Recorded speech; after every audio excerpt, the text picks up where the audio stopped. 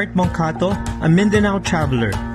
Join me on a road trip around the second biggest island in the Philippines as I embrace its natural beauty, meet communities for authentic cultural experiences, and share stories we encounter along the way. See you at 5:30 in the afternoon every Monday with Mindanao Roadtrip with Art.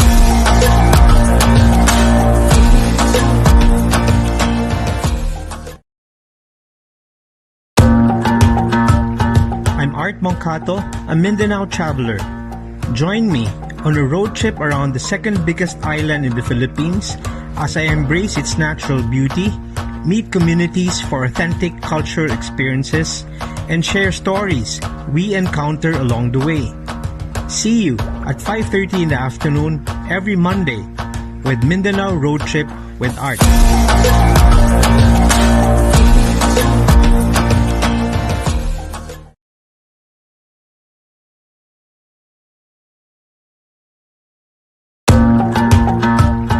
I'm Art Boncato, a Mindanao traveler.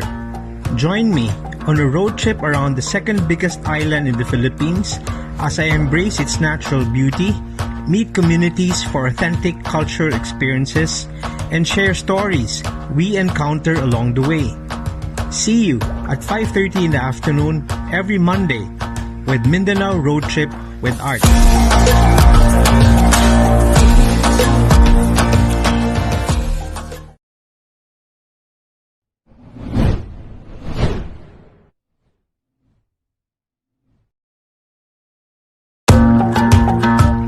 I'm Art Boncato, a Mindanao traveler. Join me on a road trip around the second biggest island in the Philippines as I embrace its natural beauty, meet communities for authentic cultural experiences, and share stories we encounter along the way. See you at 5:30 in the afternoon every Monday with Mindanao Roadtrip with Art.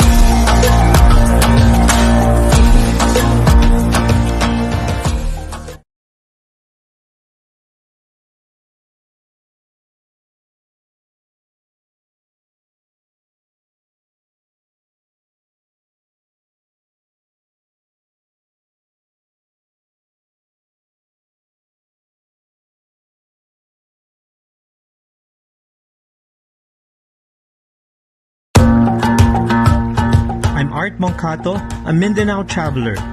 Join me on a road trip around the second biggest island in the Philippines as I embrace its natural beauty, meet communities for authentic cultural experiences, and share stories we encounter along the way. See you at 5:30 in the afternoon every Monday with Mindanao Roadtrip with Art.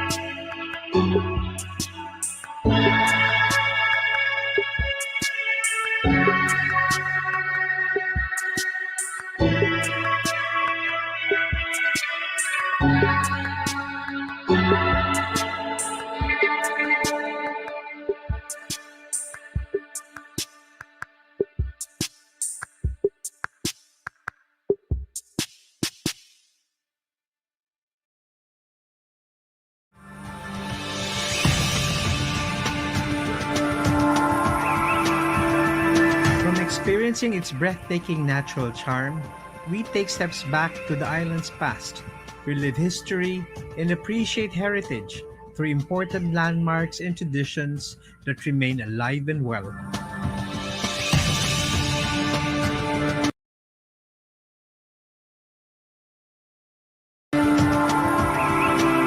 Although there's little information about Camigin's pre-Hispanic presence, historical records show that the first Spanish village was established in the municipality of Quinceliban in 1596. Today, vestiges of the past are celebrated as national cultural treasures and important cultural properties of the Philippines.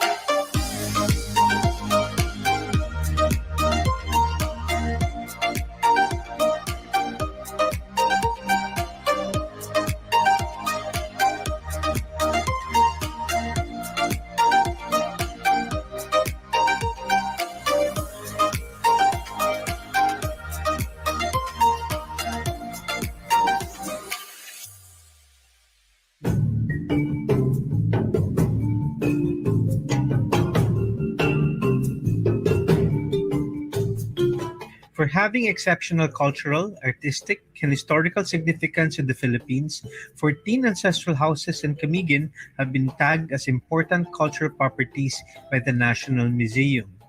In this episode, we are fortunate to visit two of the 14 properties located in the capital town of Mambahaw. First stop is the ancestral home of Timoteo Borromeo Chan. The two-story, five-room structure began construction in 1906, then completed and furnished in 1912.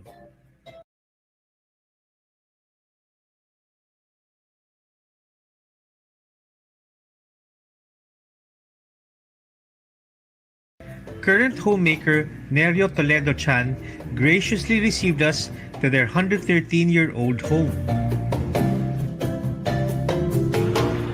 Good morning, my buntag. We are here in the dining area of the Chan Heritage House here in the island of Camiguin. I'd like to welcome and thank, of course, Mr. Nerio Chan for having us here. Good morning to Sir Art, and the pleasure is ours. Nerio's great-grandfather was Chinese and was later baptized as Timoteo. His grandfather, Catalino Sr., was a popular actor in the Visayan movies. Catalino Sr. loved to entertain and hosted memorable parties in the house. Everything changed after the eruption of Mount Hibok-Hibok in 1951. The house was left to a caretaker for 16 years as a majority of family members moved out of the island, including Nerio's grandfather. Nerio's branch of the family stayed in the island but moved to another municipality and only returned to this house in 1967, where everything they left remained intact.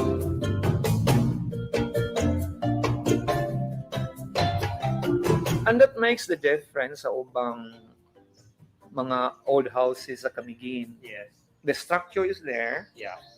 pero It's not empty na it's bitaw not siya, lived in. sir. I was about to say, you've continued to live in the house. Oh, yes, livable man siya niya. Naara ang mga butang. Butang. Yes, unlike sa uban nga, siguro ni migrate na siya to other places. Pagbalik sa ko, ako na ning isa kalingkuranan. Bahin ako ning bahin na. Sige ko na. Sa ilan ni Papa dili, intact siya. Until now. Minsan ang akong brother nagbalay, nakuwar gid sa iyang kaugalingong mga butang-butang. So, no respeto gid sila sa inyong agreement na kung sa'y naadiri, naalagi diri.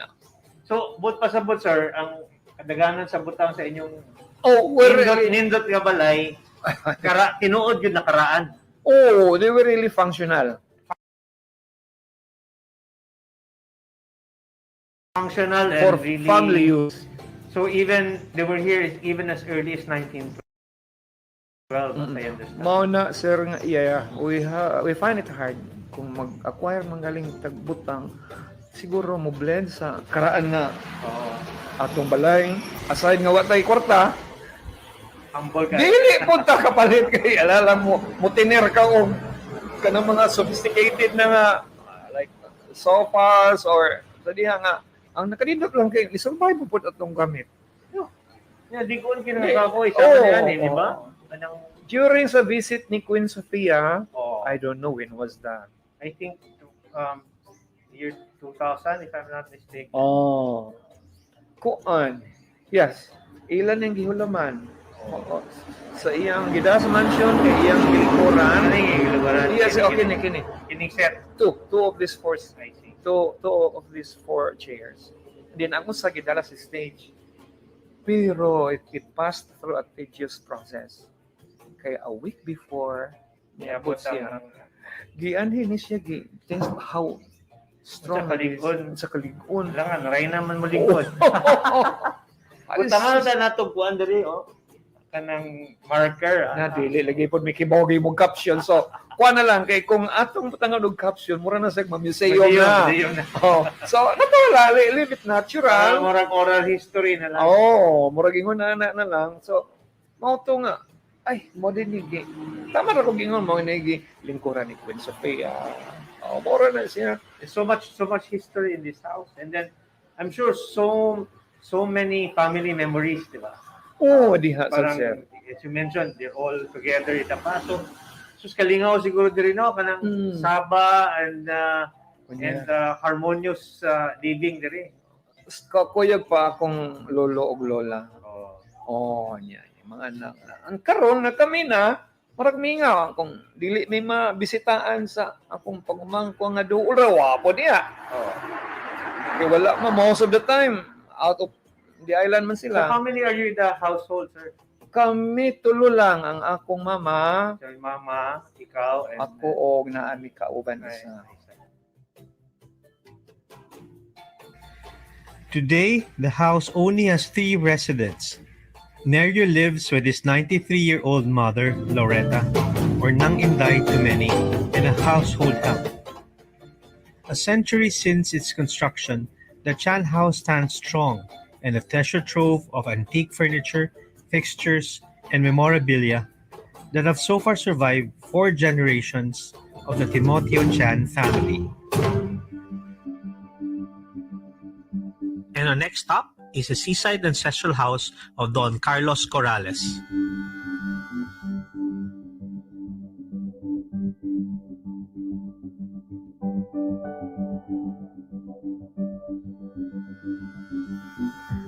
And we're joined by the host, Mr. Fernando Corrales Jr., who is here to share about the history of this house, its relevance and importance in the history of the whole island of Camiguin.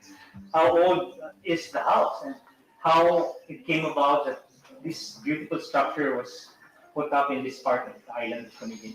This house is over 100 years old. I mean, to be exact, it will be 103 this year. 103. Yes. Amazing. And how this came about is very interesting. And really, on reflection, I pursued my dreams elsewhere. I left the island when I was young, and then catered and pursued all my dreams outside of the Philippines.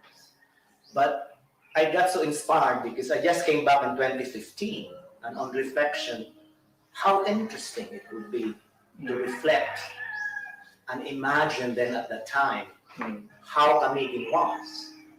Because my grandfather was a young man of 24 when he came to the Philippines after his marriage to a bride of 19 in Binondo, Manila. And they decided to come here in Camiguin Island and started a family. Now, the question would be, why Camiguin Island? Exactly. For a young couple who's based in Luzon, thinking about Mindanao, right? Right. But that's why I say I'm in awe in terms of their sense of adventure. Sense of adventure. That's Their right. sense of imagination. The pioneering spirit. Gives us some romantic feels. Correct. Because then you would think back, because I think you can agree with me that we're privileged because our life now is easier than what it used to be. So, who is this handsome gentleman in this portrait, sir? It's my grandfather, Great-grandfather. great grandfather. He was the one who originated the Corrales clan So his here in the name, Philippines. He is Don Jose Corrales. Don Jose Corral. He came to the Philippines around about 1840s, 1850s, appointed by the monarch of Spain at the time, Queen Isabella II, to become a judge of the court of first instance around that time. And at the same time, he became a gobernadorcillo in Cagayan de Oro, Misamis Oriental. That's why the affinity to Camiguin. That's why he discovered Camiguin. An island with all the. And if you notice the medallia, that's actually awarded to him because of his achievements in the Philippines and how he approached basically religion. So he is from Spain. He's from Spain. He was a widower. So from your great grandfather and then your grandfather also stayed here. Who else stayed here after several generations? Because as you mentioned, all of you did your own adventure out of the island, out of the Philippines, and then who actually stayed here from the family? And It's my father. I mean, my grandfather Don Carlos has basically 12 children. okay, 3 passed away in their infancy, so there were 9 surviving. My father is the youngest of the family. There were 3 spinster sisters, Tita Charing, Tita Suling, and Tita Pasing. And then Tita Charing was the one who lived here for a long time. I think she was 98, something like that. But she was the one who stayed in the house. And Tita Suling was in so much love in the house. I think she kept it because she enjoyed probably her childhood here. Because can you imagine running free? Yes. I mean, I said that, I think that the 5th and 6th generation of your family would want to come back because I think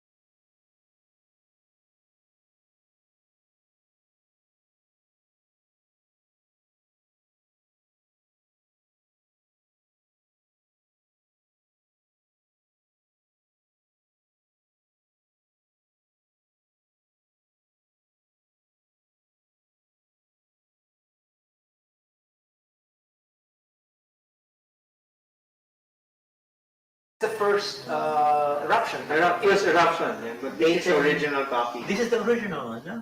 On Camiguin Island, 1857, if I'm not mistaken. 1870. 1875. This was in 1871. So It was the news came out 4 years after. It was world news. It was 4 years. Yeah, This is a pili tree. tree. When I was growing up, I used to enjoy the fruits of this tree because they make marsapan de pili with my titas here, you know. And this was planted by my grandfather in 1888. So how old is the tree now? This year it will be 103. 103. 103. That's why if this tree could talk, it will tell us a lot of things that happened in this. The tree can actually share the history of your family. That's very correct. But wonderful. What you've done here, you keep. Of course, it's 103 years old. I'm sure you're directed in keeping it for another 100. Our family is standing proud like the pili tree. And like sentinels to keep and preserve what we have. Another good symbol. Thank you. Thank you, sir.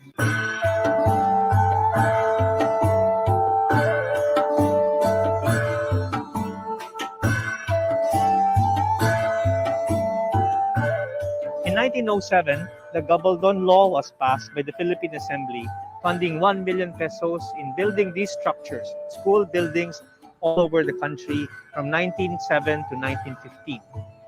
The Gabaldon building has since been known as an American colonial structure designed by architect William Parsons, and just very recently, a new law was passed in protecting all of these structures all over the country. We are now in Bailao Elementary School, and this is one of 7 Gabaldon structures in the province of Camiguin, making it an important heritage and cultural site in the Philippines.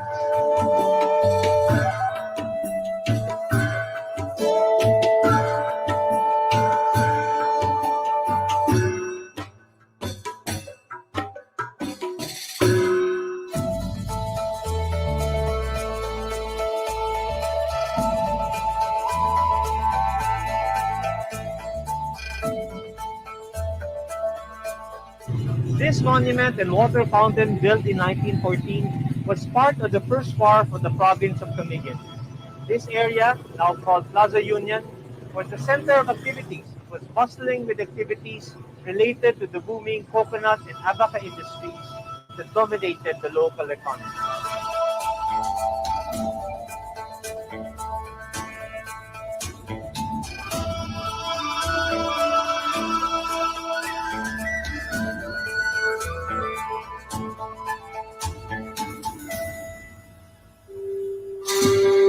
While the Spanish developed roads and bridges to aid economic activity, vestiges of American public works made of reinforced concrete introduced a modern way of construction all over the island early in the 1900s.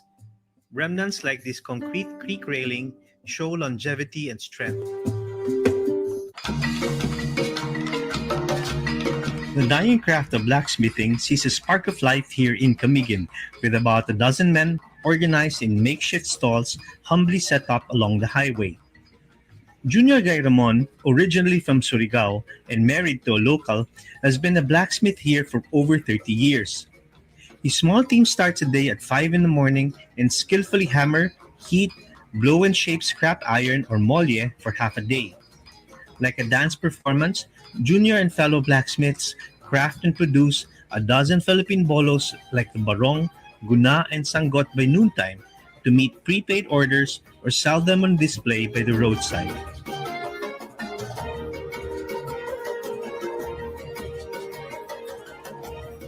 This is the Philippine bolo called the barong.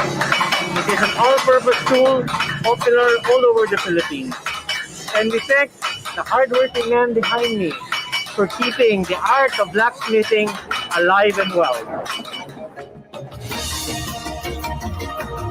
Strong, focused, and sure are these men of steel that create functional tools and pieces of handcrafted art. Camiguin's mountains of low and medium altitudes are home to Nito vines of the fern family. The vines grow a secondary forest clinging to trees and rocks, and its abundance brought about Pinicas weaving, using Nito splits to create high-quality crafts. And like the discipline of blacksmithing, the art of Pinicas is left in the hands of a precious few.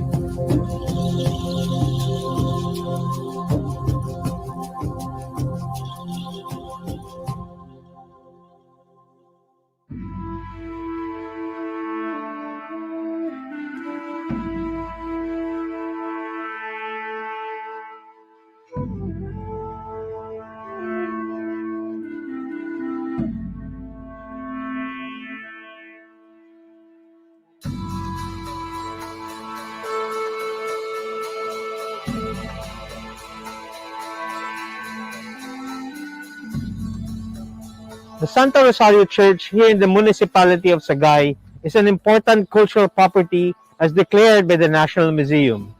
It was built in 1882 with locals contributing corals for its adobe walls. It has been said that over 1,000 eggs were used to build this structure. Today, only the facade and belfry remain from its original structure.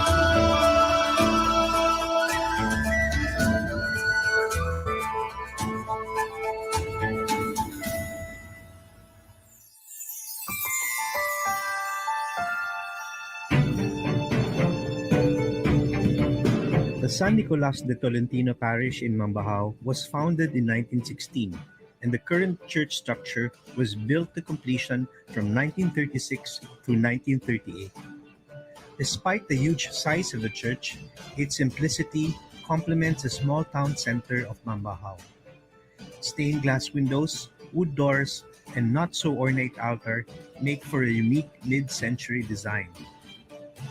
Several tombs in the church seem to be the only obvious reminder that villages populated the island based on available records as early as the 16th century. The same reminder greeted us when we visited the private cemetery of the Reyes clan, prominent old-timers of the island.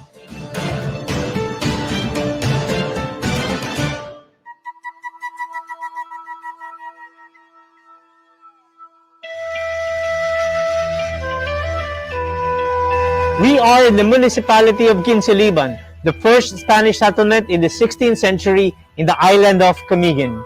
And around me are remnants of a fort also known as the Moro Watchtower.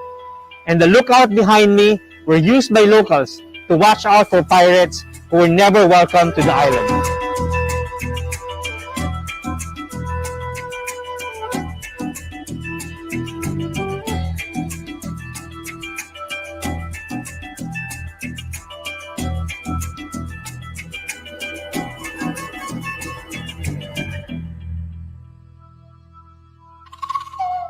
Together with the Giob Church ruins and the sunken cemetery, the Mora Watchtower was declared a national cultural treasure. This makes the island of Camiguin as an important destination for history, culture, and tradition.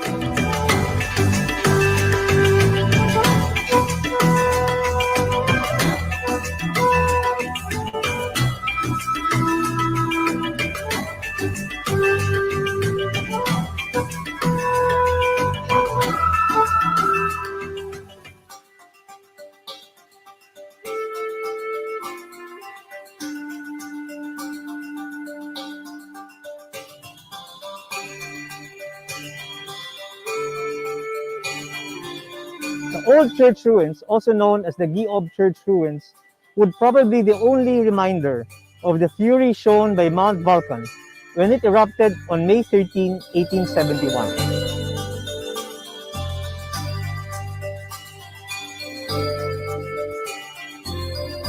And on that fateful day, hundreds were killed, and a whole capital town, then called Cotabato, vanished.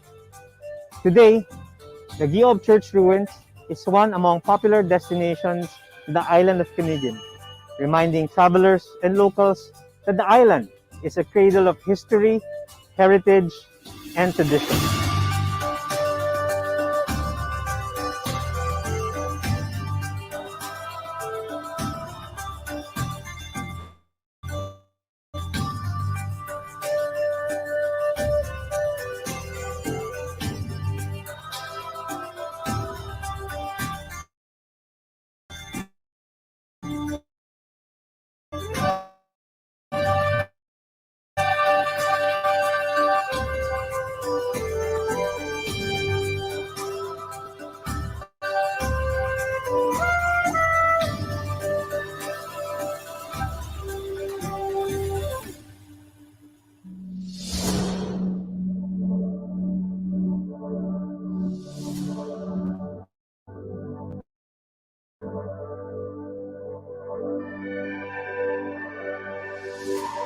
The huge cross behind me serves as a landmark for the sunken cemetery, part of the Giob Church destructed with the furious eruption of Mount Vulcan on that fateful day of May 13, 1871.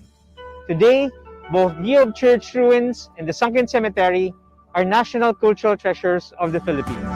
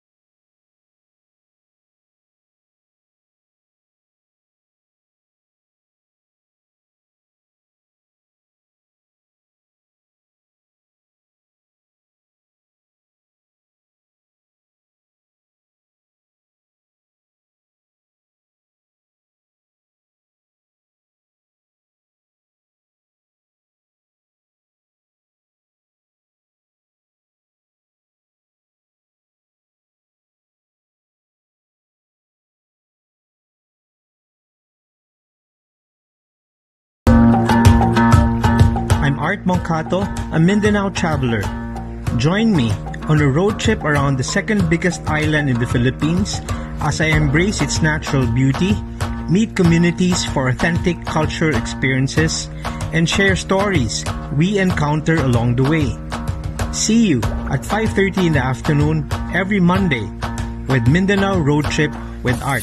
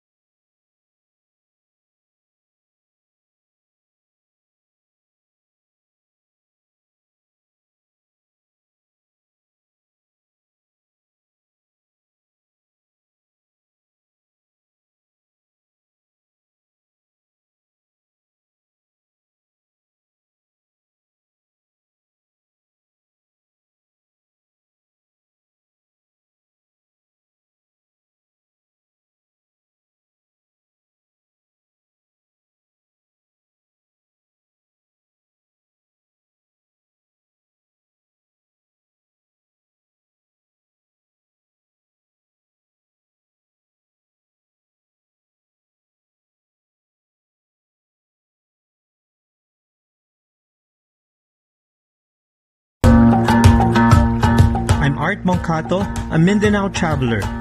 Join me on a road trip around the second biggest island in the Philippines as I embrace its natural beauty, meet communities for authentic cultural experiences, and share stories we encounter along the way. See you at 5:30 in the afternoon every Monday with Mindanao Road Trip with Art.